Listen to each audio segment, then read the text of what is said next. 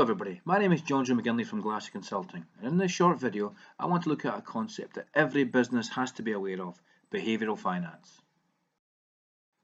In 2002 a strange thing happened when they announced the winner of the Nobel Prize for Economics. Unusually, its winner was not another economist, but Daniel Kahneman, the psychologist notable for his work on consumer judgment and decision making.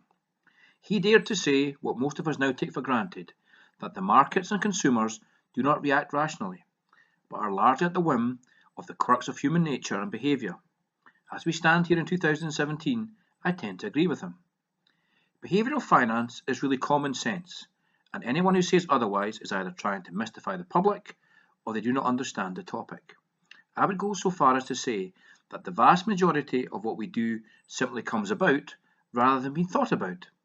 Or as a Nobel laureate psychologist himself would say, our actions are far more influenced by the context of our decisions rather than by the cognition of our minds. Put simply, many times we act on emotion and impulse, sometimes in ways which improve our well-being, but in other scenarios our actions result in negative outcomes. I bet this rings a bell for many of us. The science of behavioural finance is now making its way into every aspect of business. The science is about observation, and because behaviour is systematic and predictable, studies have started to identify behavioural types that have an impact on all aspects of business, regardless of the sector that you're in. Let's look at a few now. Behavioural psychologists have identified a number of consumer types, and every business has to be aware of what makes these people tick. The first one are the overloaded consumer. Do you ever have a lot on your mind? This impairs decision making and can tend to result in the simplest but not necessarily most lucrative option being chosen, or you taking the correct course of action. Sadly, act in haste, repent in leisure is something we've all experienced when it comes to perhaps our finances or a purchase.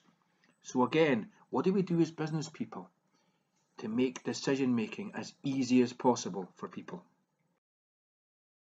The second type of consumer are those that suffer from what we call the empathy gap. Let me explain.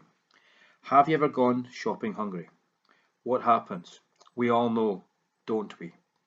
When we get home, the shopping list bears no resemblance to the array of items we have before us. Our emotional hot state of being hungry has had a major impact on our spending. Our behaviour as consumers in a hot state, be it hungry, tired, emotional or angry, can be dramatically different from an emotional cold and rational state. This is what's called the empathy gap. I would ask you, as a business, what do you do to encourage consumers to purchase from you in both a hot and a cold emotional state? The third type of consumer are those that suffer from overconfidence. Let's be honest, most of us suffer from overconfidence at some stage in our lives. The danger is making major decisions in this state of mind. How many of us have had a stark reality check afterwards? The fourth and most dangerous type of consumer are those who seek instant gratification. Researchers found that people who bought goods impulsively were 3 times more likely to go bankrupt and 4 times more likely to run out of money by the end of the week and month, depending on when they were paid. And then there's a consumer type that suffer from harmful financial habits. The Japanese concept of Kaizen teaches us that success or failure does not happen overnight, and financial ill health is the same. It's often the result of a slow build-up of bad habits: not paying the credit card, overspending on the credit card, missing a mortgage payment. These are the consumers that normally fall heavily into debt.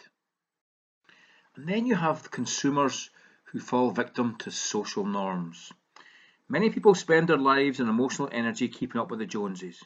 The problem is, this costs money. Sometimes social influence can work in surprising ways. A recent study of lottery winners identified that it's not just them that can spend. It found that there's a greater likelihood that their neighbours will buy a new car or luxury item if they live beside a lottery winner. A true life case of keeping up with the Joneses. Did you recognise any of these habits in your clients or even yourself? Everyone involved in business needs to be aware of the science of consumer behaviour and use it to develop a client proposition that is attractive and profitable. Every business, large or small, can take advantage of consumer behaviour. There are two techniques I'd like to discuss now that anyone can use. The first one is framing. Framing is just how we present things. For example, if you're offered a small, medium or large coffee, how many of you would choose medium? How we present our solutions and products is just as important as how we manufacture them. We need to consider the language we use to promote them, the stories we paint to encourage consumer action, and the environment in which we locate them. All of these impact and can guide consumers to the right outcomes for you and your business, as well as satisfying the needs of the client. And then we have nudge theory. Nudge theory is best explained with the example of a supermarket.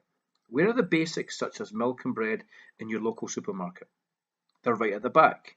And as you trek to reach them, you pass through aisles of goodies and special offers, all designed to nudge us into a purchase we didn't intend to make.